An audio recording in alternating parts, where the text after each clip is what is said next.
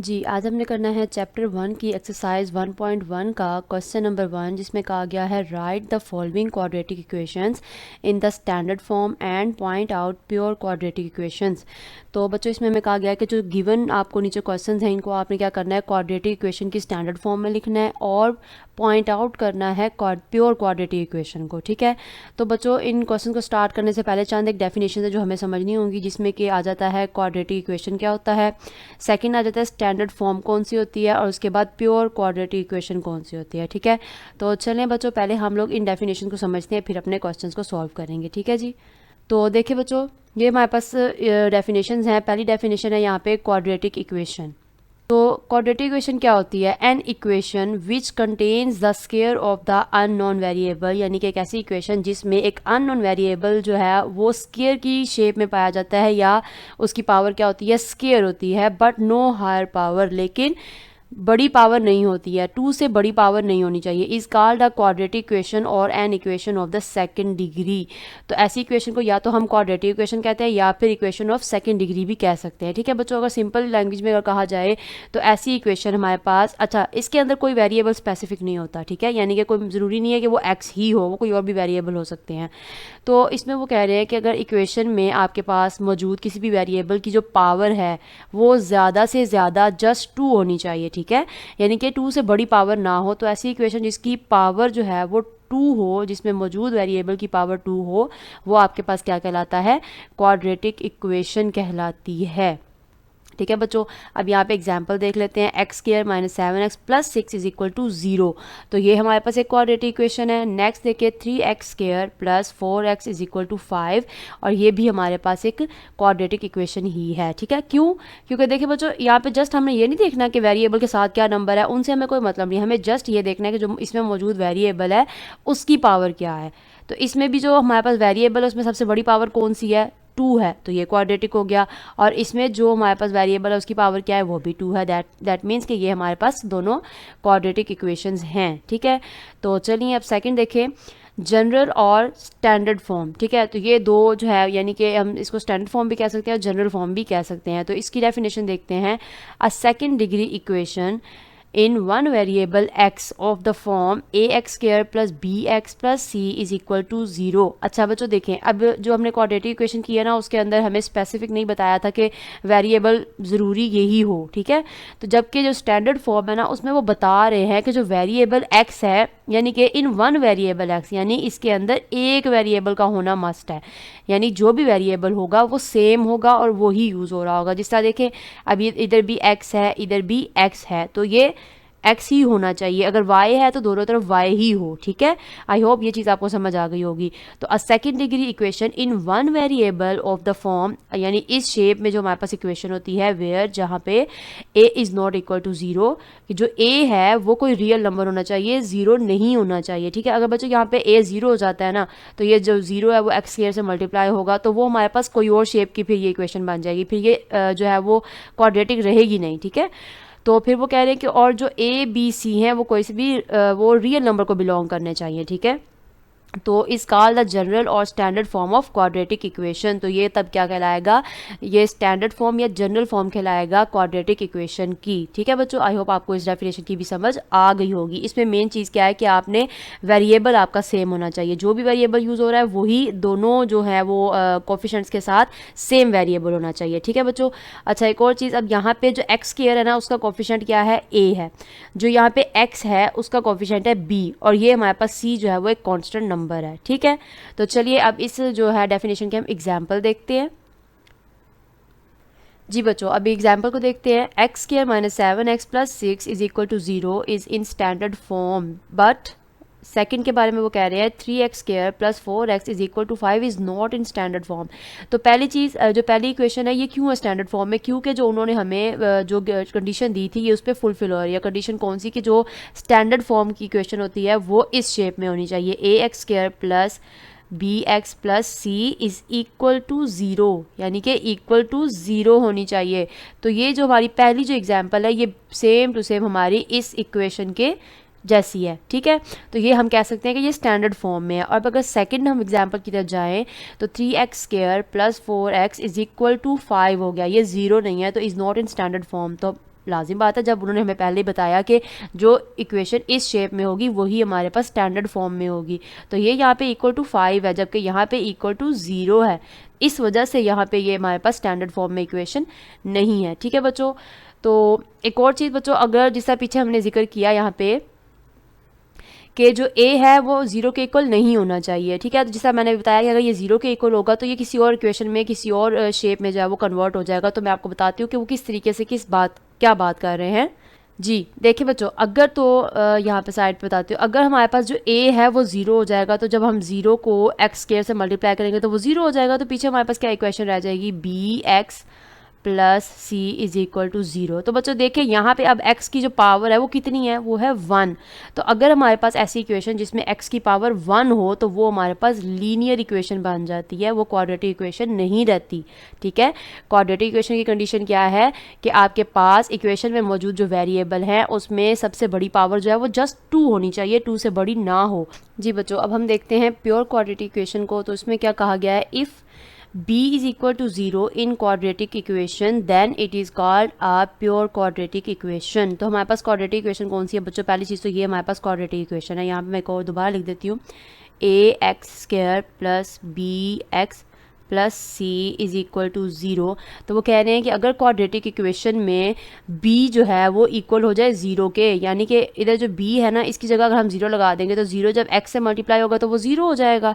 तो यहाँ पे हमारे पास अमाउंट क्या बन जाएगी, ax square plus c is equal to 0। तो जब अगर क्वाड्रेटिक इक्वेशन में b हमारे पास 0 होगा तो जो उसके बाद जो इक्वेशन बनेगी ना उस इक्वेशन को फिर हम कह सकते हैं कि वो हमारे पास प्योर क्वाड्रेटिक इक्वेशन है। ठीक है बच्चों, यानी कि जो प्योर क्वाड्रेटिक इक्वेशन है वहाँ उसमें b अमाउंट नहीं होनी चाहिए, बाकी जो अमाउंट्स होंगी वो फिर हमारे पास क्या कहलाएंगी, प्योर क्वाड्रेटिक इक्वेशन कहलाएगी। तो यहाँ पे बच्चों इसकी एग्जांपल देख लेते हैं। आप देखें ये हमारे पास है एक्स स्क्वायर माइनस 16। अब ये एक्स स्क्वायर हो गया जो फर्स्ट वेरिएबल हमारे पास, यानी अगर इसका कोफिशिएंट देखें तो वो a बनता है, a एक्स स्क्वायर हो गया। अब ये माइनस है, फिर है 16, तो ये कांस्टेंट c है हमारे पास, यानी b वाली अमाउंट हमारे पास है ही नहीं, इज इक्वल टू 0 हो गया। नेक्स्ट देखें 4x square is equal to 7, तो ये भी हमारे पास एक प्योर क्वाड्रेटिक इक्वेशन है। ठीक है, तो आई होप बच्चों आपको इन तीनों जो डेफिनेशन है उनका कंसेप्ट क्लियर हो गया होगा। तो अब हम लोग अपने क्वेश्चन की तरफ जाते हैं और देखते हैं कि उसको हम लोगों ने किस तरीके से सॉल्व करना है।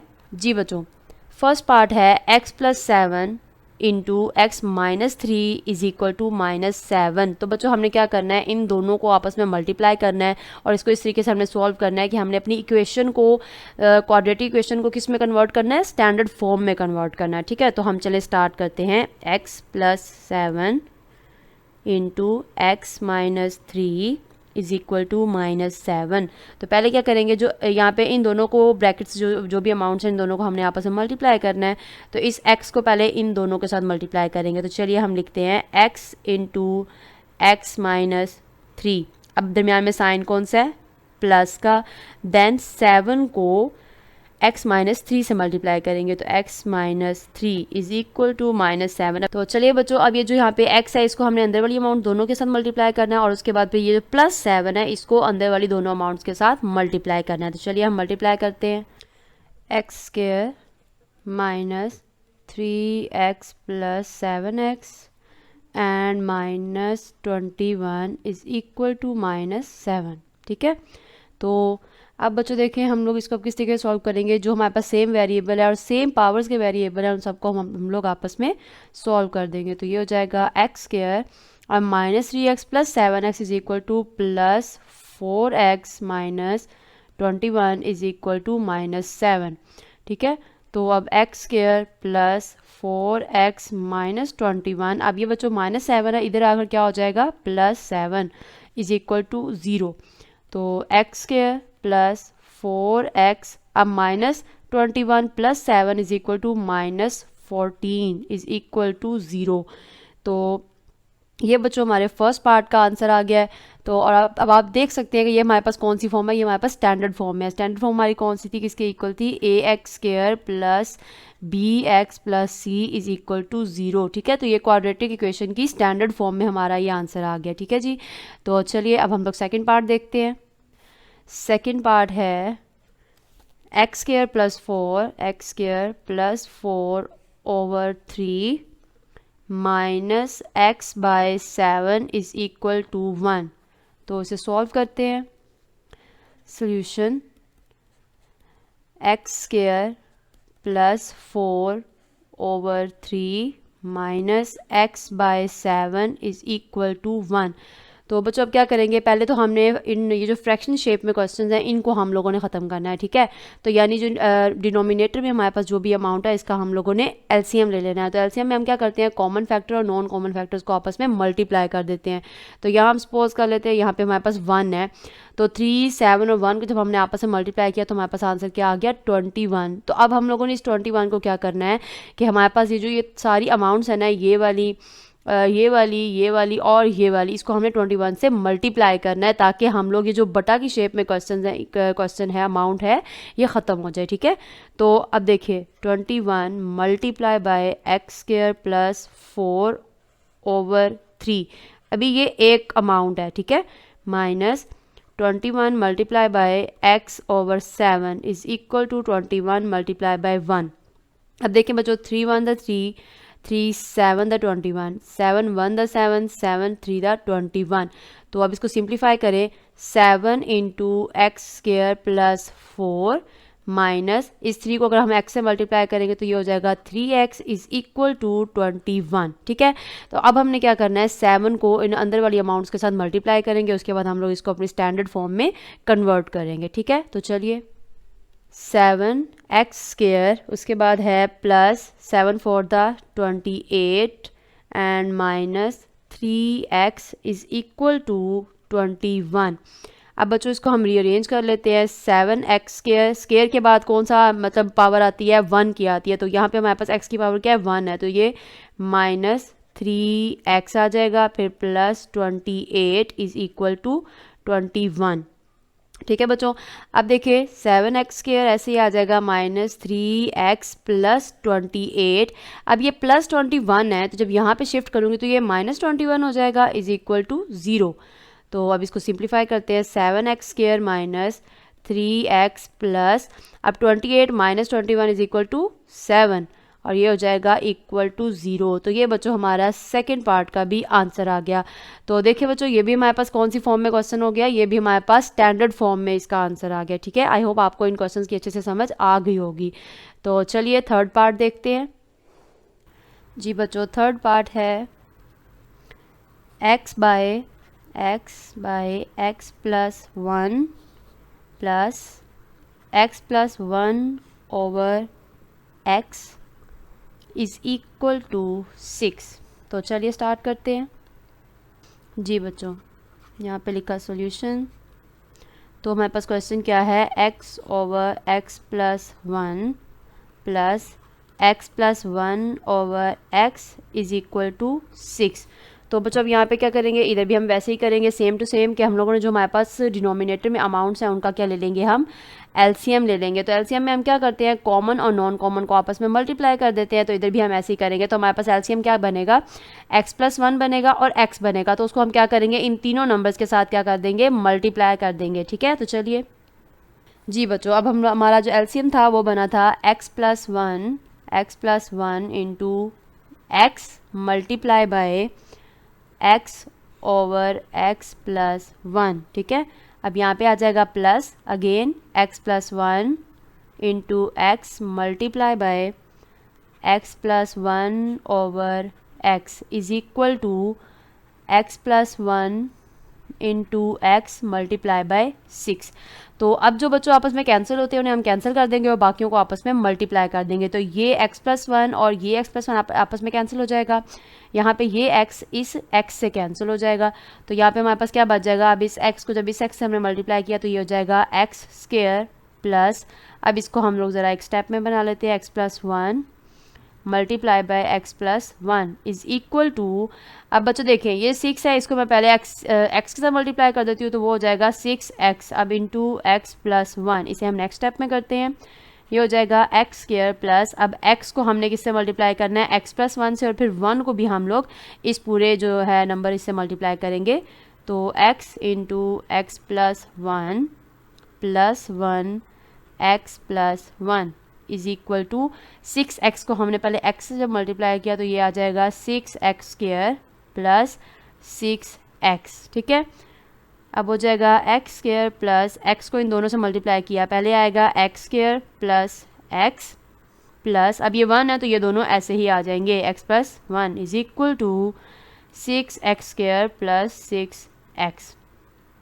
अब जो बच्चों सेम पावर्स के आपस में अमाउंट है उन दोनों को हम लोग प्लस कर लेते हैं। इसका कोफिशिएंट 1 है, इसका कोफिशिएंट भी 1 है, तो इन दोनों को हमने ऐड किया तो ये क्या हो जाएगा 2x स्क्वायर। अब देखिए ये x है ये भी x है, तो इसका कोफिशिएंट क्या है इन दोनों का 1 1 है, तो ये भी हो जाएगा प्लस 2x प्लस 1 ऐसे ही आ जाएगा is equal to 6x square plus 6x। अब हम इन्हें रीअरेंज करेंगे और जो इक्वल के इस साइड पे जो ये दोनों अमाउंट्स हैं इन दोनों को भी हमने दूसरी तरफ शिफ्ट कर लेना है, ठीक है। तो चलिए 2x square plus 2x plus 1। अब जो बच्चों इक्वल की दूसरी तरफ हमारे पास अमाउंट्स थी उनमें एक था 6x स्क्वायर, तो जब वो प्लस का था यहाँ पे आकर हो जाएगा माइनस 6x स्क्वायर, और फिर प्लस का 6x था तो वो हो जाएगा माइनस का 6x इज इक्वल टू 0।